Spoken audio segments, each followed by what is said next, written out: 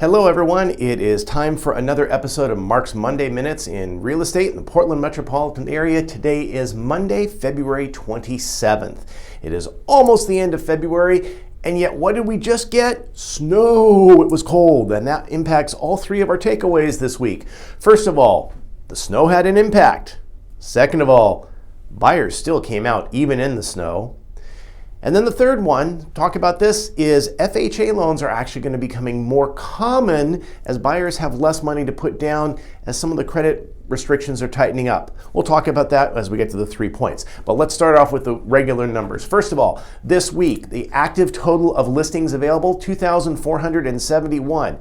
I've been telling you folks, ever since the 1st of January, these just keep trekking down. Normally we would start to see our inventory start to rise. However, buyers got to jump on sellers, and even though we have sellers bringing homes to market, it's slower than normal, pre-pandemic normal, and the buyers are just still, they've took a pause during that September through to December. January they came out the starting blocks full force, and they're still running in February. Now, I think it might have dropped a little bit this last week because of the aforementioned snow, but I got to tell you, I saw lots of buyers at my open houses this weekend. Again, we'll get to that during point number 2.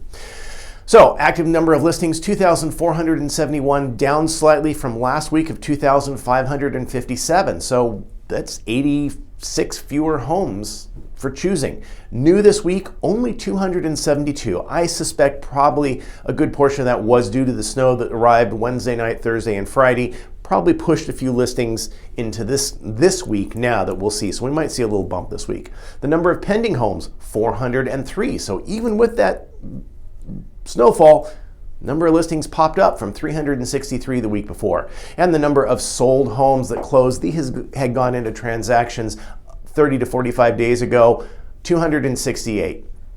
Again, perfectly normal, expecting the middle of January, those homes close in the middle end of February. Now, the number of homes with a price adjustment in the last 45 days of $99 or more, 497. So this is now dropping. We had seen a high point last week, and the number, a significant number of those appeared to be those listings that had been on the market at the end of 22, carried over into 23, and then finally had a price adjustment. And just like bait in the water, we noticed that as soon as those prices made a slight adjustment, boom, buyer jumped right on them. So that's another component why our inventory continues to decline. The number of coming soon no showings. I watch this every week because this is my opportunity to look into the future up to 3 weeks. Last week we had 31 homes. This week we have 39 homes. Now, of last week's, 2 of those were mine. So that 31 should have been 29. 10 more agents have put listings in. I can see these and I can forward them to you. If you're interested, talk to me, Mark. I can get you more information on them about where they are, price, details, and so forth. All right, let's get to the 4-car garage homes. There are currently 85 homes available for sale in the Portland metropolitan area with a 4-car garage or larger. 25 of these are below $1 million. That makes them the affordable garage homes, the ones that I track every week. 5 new listings this week, only 1 of which is in that affordable range. So that meant $4 million plus listings. Now granted, 2 of these were relists from the previous year, including one that's listed at $42 million. Really expensive, but that's a proposed one. That's just a fantasy world. When you hit the lottery, I'll help you buy it and design the garage. The number of new listings this week, I said 5 with 1 under $1 million. The number of pending homes with a 4-car garage, 3 of them, 2 of them underneath $1 million. And the number of sold homes in the last week with a 4-car garage, there was 1, and it was above $1 million. Not much, but it was above. The number of sold homes in the last 30 days with a 4-car garage, 12, 4 of which were under $1 million. Now, what is this overall market?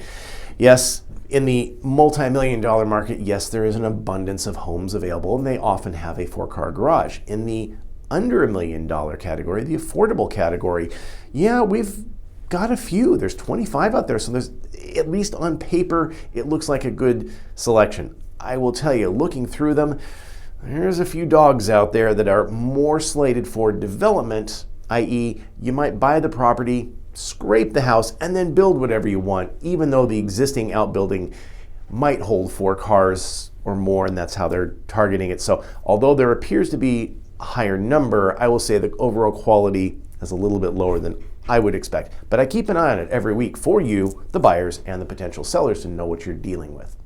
Okay, let's get to those takeaways. The snow, did it keep you home on Thursday and Friday? Well, it did not me. I still had to get out. I was out Wednesday getting signs up ready because I had open houses scheduled for Saturday and Sunday. However, in Southwest Portland, that ice and snow prevented me from doing 2 of my 4 open houses. So one of my listings, we had to withdraw from the market because we couldn't get buyers safely out there. So we took it off the market.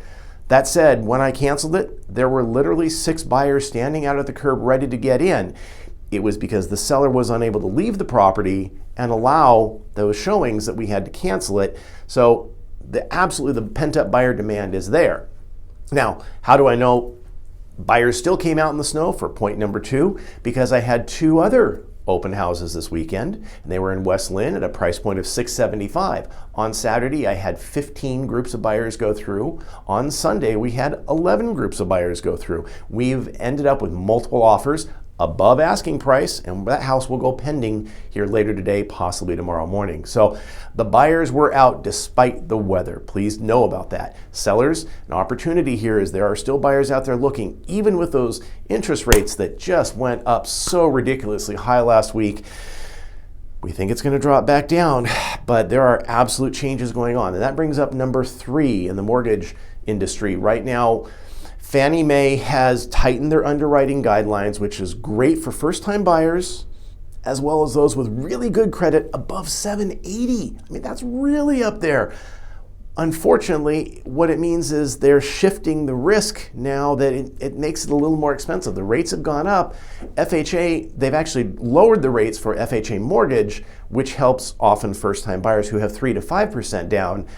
So first-time buyers are benefiting from this. However, those buy-up buyers, the second or third time as you're moving up in house, buying a home in maybe that $500,000 to $800,000 range, those loans are getting a little tighter or more expensive, and FHA at that point still can be expensive. So we're starting to see some changes there as the mortgage market shifts to adjust their risk. Just something to think about. I always keep an eye on it, but then again, I'm not a mortgage lender. That's not my forte, but I know some amazing people to talk to. All right, that's it for this week. It is starting off to be just a little wet, hopefully no more snow, but I look forward to updates next week. I'll be able to have an impact of measure more of what last week's impact was with the snow. That's it. Have a great week. We'll see you next Monday.